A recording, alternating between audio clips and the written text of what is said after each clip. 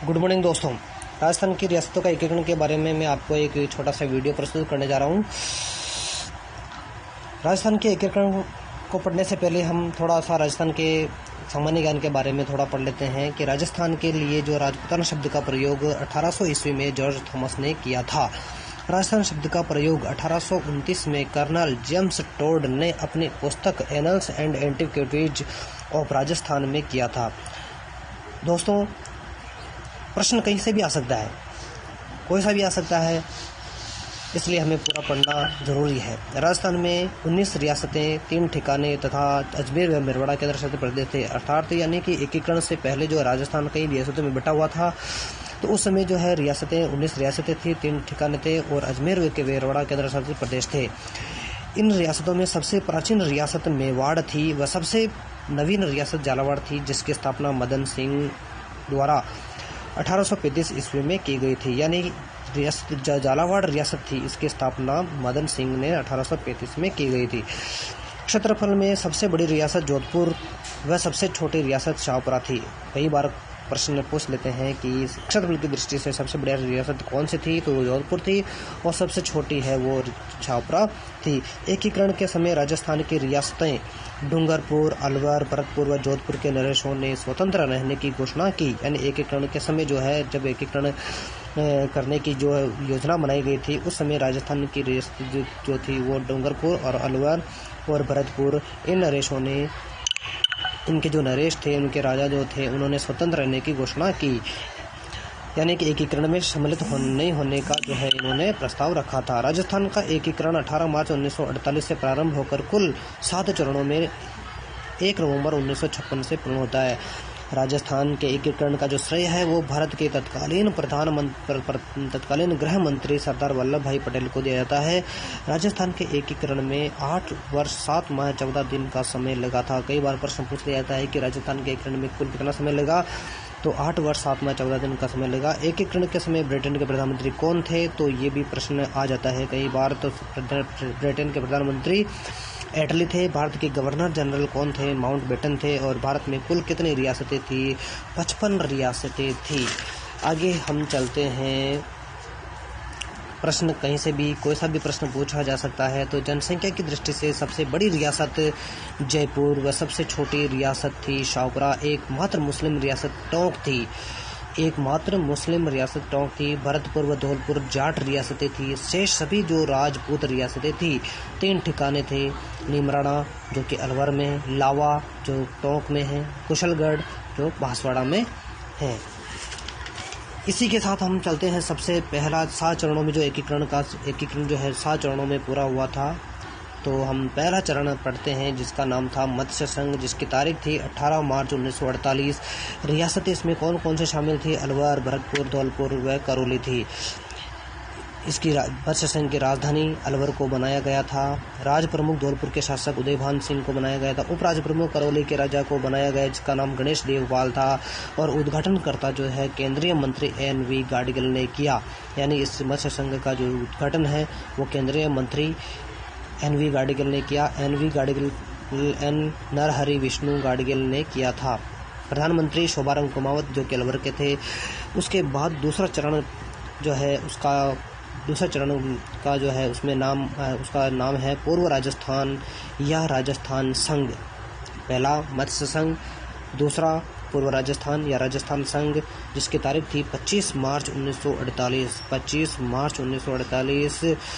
और इस पूर्व राजस्थान में यानी राजस्थान जो संघ है, इसमें कौन कौन से जिले शामिल थे, तो इसका छोटा सा ट्रिक है। बाबू, झाड़ू, कीको, प्रसाटो अर्थात रियासत इसमें कौन कौन सी थी, कोटा, बूंदी, झालावाड़, डूंगरपुर, बांसवाड़ा, प्रतापगढ़, किशनगढ़, शाहपुरा, टोंक व कुशलगढ़, बांसवाड़ा ठिकाने को मिलाकर पूर्व राजस्थान का निर्माण किया गया।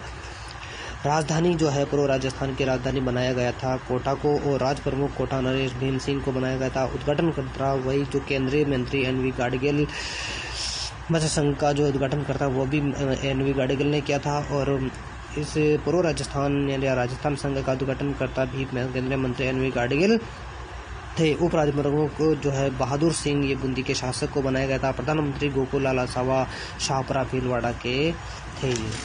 इसके बाद हम चलते हैं तृतीय चरण के बारे में पढ़ते हैं। तो तृतीय चरण जो है संयुक्त राजस्थान, पहला मत्स्य संघ, दूसरा पूर्व राजस्थान, दूसरा पूर्व राजस्थान या राजस्थान संघ, और तीसरा चरण आता है अपने जिसका नाम है संयुक्त राजस्थान संघ। तारीख है 18 अप्रैल 1948। रियासतें थी पूर्व राजस्थान में उदयपुर को सम्मिलित कर संयुक्त राजस्थान बनाया गया था। यानी कि जो पूर्व राजस्थान जो था अपना दूसरा जो चरण पड़ा था, उस पूर्व राजस्थान में केवल एक उदयपुर को सम्मिलित कर संयुक्त राजस्थान बनाया गया था। यानी कि केवल उदयपुर को मिलाया गया था। राजधानी उदयपुर को बनाया गया था। राज्य प्रमुख उदयपुर नरेश भोपाल सिंह को बनाया गया। उपराज्य प्रमुख कोटा के राजा जो भीम सिंह थे। प्रधानमंत्री यहाँ माणिक्य लाल वर्मा उदयपुर के थे। उद्घाटनकर्ता पंडित जवाहरलाल नेहरू के द्वारा जो है उद्घाटन किया गया था।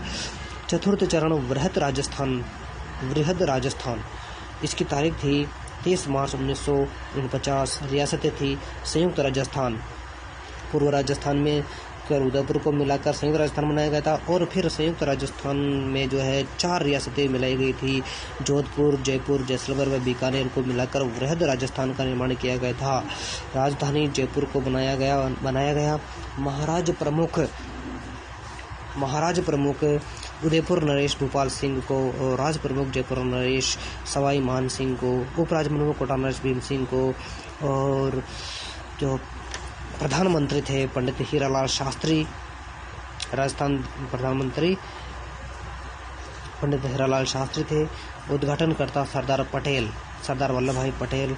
और राजस्थान दिवस यानी इसी जो चतुर्थ चरण वृहद राजस्थान जो था, और इसी तारीख से जो है 30 मार्च को राजस्थान दिवस मनाया जाता है। इसके बाद हम पढ़ते हैं पांचवा चरण है संयुक्त वृहद राजस्थान संघ। तारीख है 15 मई 1949। निर्माण मत्स्य संघ का वृहद राजस्थान में विलय कर, मत्स्य संघ का जो मत्स्य संघ में करौली, अलवर, भरतपुर, धौलपुर थे, उनका मत्स्य संघ का जो है वृहद राजस्थान में विलय कर संयुक्त वृहद यानी विशाल राजस्थान का निर्माण किया गया था। थोड़ी सी जानकारी इसके बारे में।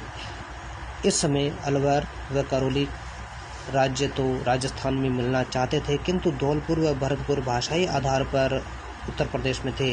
अतः भारत सरकार के सचिव वीपी मेनन ने जनता का विचार जानने हेतु डॉक्टर शंकर राय देव की अध्यक्षता में समिति बनाई। समिति ने धौलपुर व भरतपुर को संयुक्त विशाल राजस्थान में मिला दिया। राज प्रमुख जो है मान सिंह द्वितीय, उपराज प्रमुख भीम सिंह, राजधानी जयपुर, और प्रधानमंत्री जो हीरालाल शास्त्री थे। छठवां चरण जो आता है वो राजस्थान संघ है। इसका गठन 26 जनवरी 1950 भारत देश का जो है इसे 26 जनवरी 1950 को ही भारत देश का जो संविधान लागू हुआ था। हम थोड़ा याद रख सकते हैं इसको कि छठा जो है राजस्थान संघ, इसका गठन कब किया गया था? 26 जनवरी 1950 को भारत देश का जो है संविधान लागू हुआ था। रियासतें इसमें संयुक्त विशाल राजस्थान में जो संयुक्त वृहद राजस्थान था, उसमें संयुक्त वृहद राजस्थान में सिरोही रियासत का विलय यानी आबू सिरोही के जो आबू रोड है और देरवाड़ा को छोड़कर जो है सिरोही को मिलाकर राजस्थान संघ बनाया गया था। और इसी चरण में राजस्थान को विधिवत नाम भी दिया गया था। उप मुख्यमंत्री जो है हीरालाल शास्त्री थे। मुख्यमंत्री हीरालाल शास्त्री ये भारत के पहले मनोनीत मुख्यमंत्री भी थे।